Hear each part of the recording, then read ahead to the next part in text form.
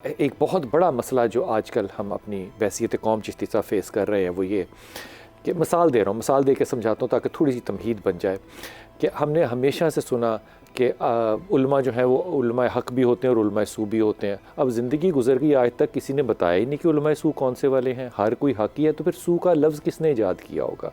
मेरी समझ से बाहर है कि नफ्सियाती मसला हो, माशरती मसला हो, माशी मसला हो, जब तक आप मसले को आइडेंटिफाई नहीं करते, आप उसको समझते नहीं है, उसकी तस्दीक अपने कॉन्शियस और सब कॉन्शियस में नहीं करते, तब तक उसका अगला हल हो ही नहीं सकता। मिसाल के तौर पे आपको गुस्सा आता है, आपके मुझे आता ही नहीं है, हल उसका कौन सा लुकमान हकीम है जो कि कर सकेगा? नहीं कर सकेगा। आपको डिप्रेशन है, आपको डिप्रेशन पहले एक्सेप्ट करनी पड़ेगी, फिर आप मेडिकेशन पर जा सकते हैं। लेकिन हमारे यहाँ अभी तक मेरे ख्याल में माशाअल्लाह ताला 76वां ईयर आ गया पाकिस्तान का, हम अभी तक मजहबी तौर पे इस बात को कबूल ही नहीं कर पा रहे कि हमारे अंदर एक तशद्दुद पसंदी है और वो बग़ैर सोचे समझे है। उसका एक बहुत बड़ा एग्जाम्पल जो है वो आपको सियालकोट में नज़र आया, आपको उसका बहुत बड़ा और वो शर्मिंदगी अभी ख़त्म नहीं हुई थी, यकीन कीजिए, इतनी शर्मिंदगी थी कि आप सोच नहीं सकते। अब वो जड़ावाला का वाक़या जो है वो पेश आ गया। जो इनकी आगे क्या कहना चाहिए इन्वेस्टिगेशन होती है, पता चलता है कि जनाब हमारे झूठ पकड़े जा रहे हैं। वो कमाल बात है, वजूहात ऐसी निकलती हैं जो कि पब्लिकली इंसान डिस्कस ही नहीं कर सकता। लेकिन मुझे लगता है कि ये मसाइल नहीं है। मैं मसाइल को मसाइल तो समझता हूँ, लेकिन ये मसाइल नहीं है।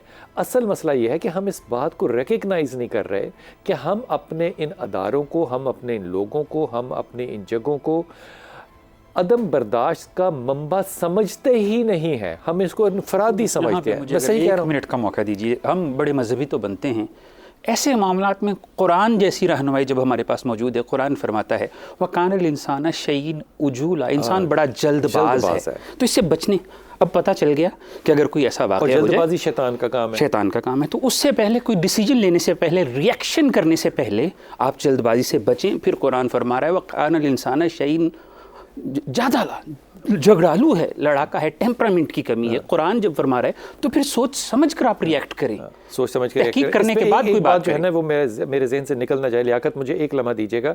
जैसे कोई कहता है ना कि अजर सवाब मिलता रहे, अपने माँ बाप के लिए आप नलका लगा दे तो अजर सवाब मिलता रहता है, इसी तरह जो गुनाह का काम आप कर लेते हैं ना, उसका भी गुनाह आपको मिलता रहेगा। ये कब्र में जाने के बाद हिसाब ख़त्म नहीं हो गया।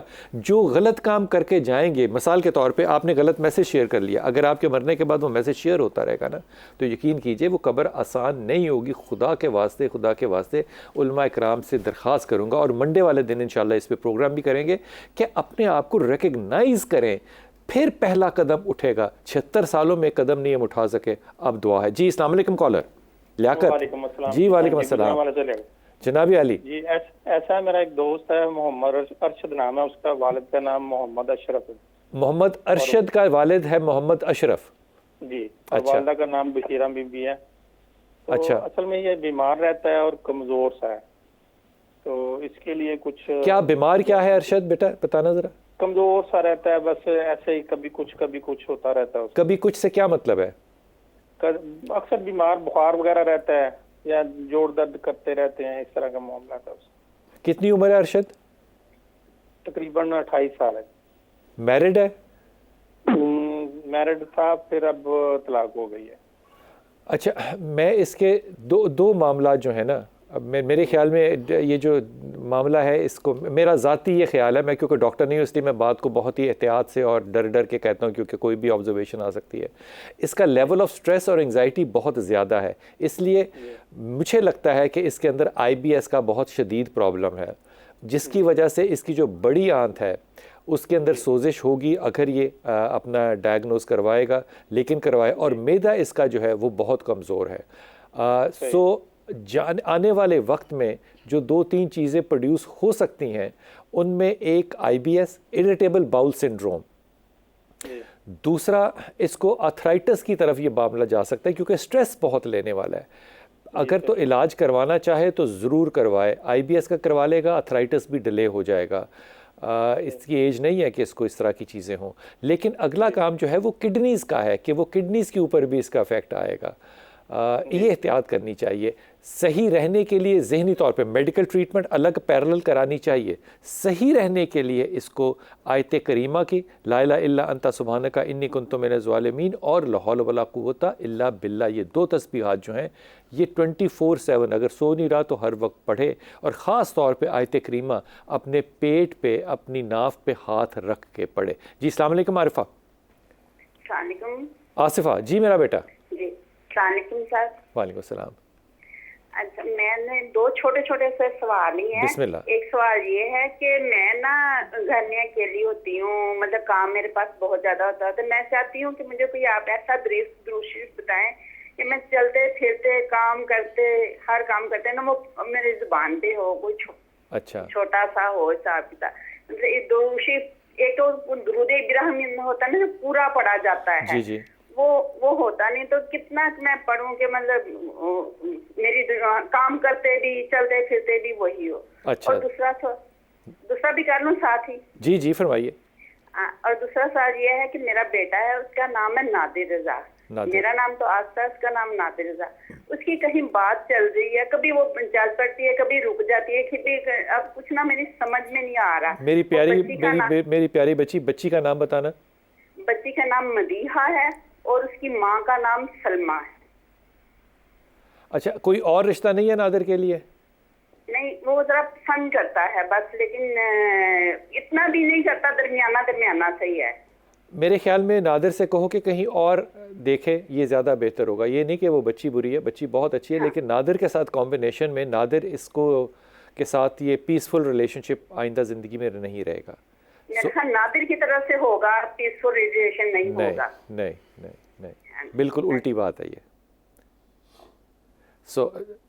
ये बात तो है। चिश्ती साहब, चलते फिरते क्या पढ़े? क्या वुज़ू भी ज़रूरी है? क्योंकि मेरे ख्याल में बहन जो नहीं कह पा रही वो ये कि चलते फिरते घर में पाक ना पाक चीज़ याद हो जाए और दुरूद पाक हो, तो याद कोई भी चीज़ हो जाए तो उसके लिए वुज़ू ज़रूरी नहीं है, खा वो कुरान ही क्यों ना हो। लेकिन एक अगर हमारी बहन ये प्रोग्राम अक्सर देखती रहती हैं तो फिर दुरूद पूछ रही हैं, तो कभी आपने इब्तदाइया सुना हो, अल्लाहुम्मा सल्ली अला मुहम्मद व अला आले मुहम्मद, छोटा सा दुरूद है और ख़ूबसूरत है और कंप्लीट है।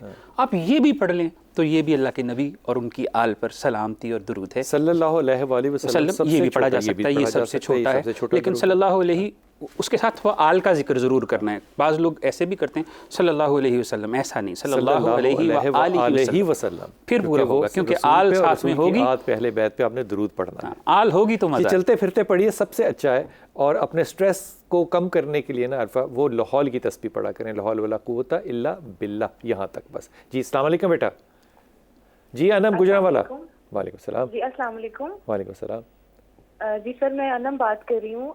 सर मैं गुजरांवाला से बात कर रही हूँ, और मेरा जो ससुराल है, मैं रहती गुजरांवाला में हूँ, और जो मेरा ससुराल है वो गुजरात है। अच्छा। तो सर मैं बड़े अच्छे से अपने साथ ये कंडीशन नोटिस कर रही हूँ कि मैं जैसे ही ट्रैवल करती हूँ, अपने ससुराल की तरफ जाती हूँ, तो मेरे जिस्म पे अजीब से नीले से निशान पड़ जाते हैं। खारिश भी होती है, कभी कभी दर्द भी महसूस होता है। तो मैंने डॉक्टर को दिखाया, उन्होंने कभी कोई दवाई दे देनी, कभी कोई कुछ दे दिया, और मैं वक्ती आराम भी आ जाता था।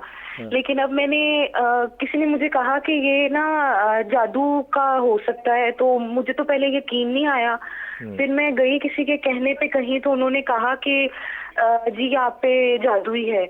तो मैं आपसे पूछना चाह रही हूँ कि क्या ऐसा कोई होता है, अलामात होती हैं ऐसी कि जिस्म पे धब्बे पड़ जाएं, खारिश हो जाए, या कोई भी ऐसी चीज़ जो आपके साथ हो जाए ऐसे?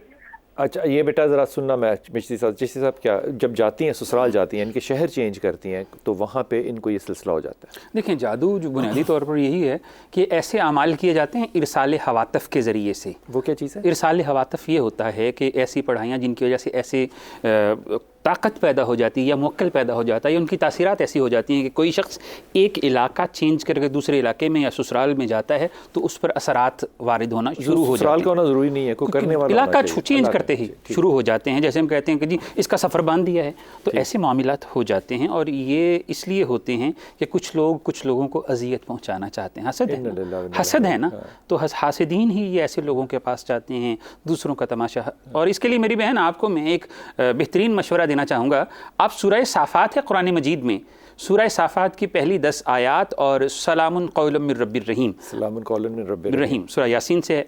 तो इसकी जो है ना वो 11-11 तस्बीहात करके अंधेरे के अंदर पानी में पड़ें, फूंक मारें और पीना शुरू करें। इंशाअल्लाह ये कैफियत ख़त्म हो जाएगी। जादू हुआ, इरसाल हवातफ़ का अमल हुआ, सिफली अलवी कुछ भी हुआ, सब ख़त्म हो जाएगा। क्योंकि एक दफ़ा फिर बता दीजिए इन्होंने क्या पढ़ना है। सूरह साफ़ात की पहली 10 आयात, सूरह सफ़ात की पहली 10 आयात और कुरान मजीद के अंदर सूरह यासीन में सलामुन कौलम मिर रब्बिर रहीम, ये वाली इसकी 11-11 तस्बीहात अंधेरे में बैठ के, रोशनी ज़्यादा ना हो, कम लाइट हो, उसमें पढ़ें, पढ़ के पीना शुरू कर दें। इंशाअल्लाह ख़त्म हो जाएंगे जैसे भी असरात और तासीरात हो।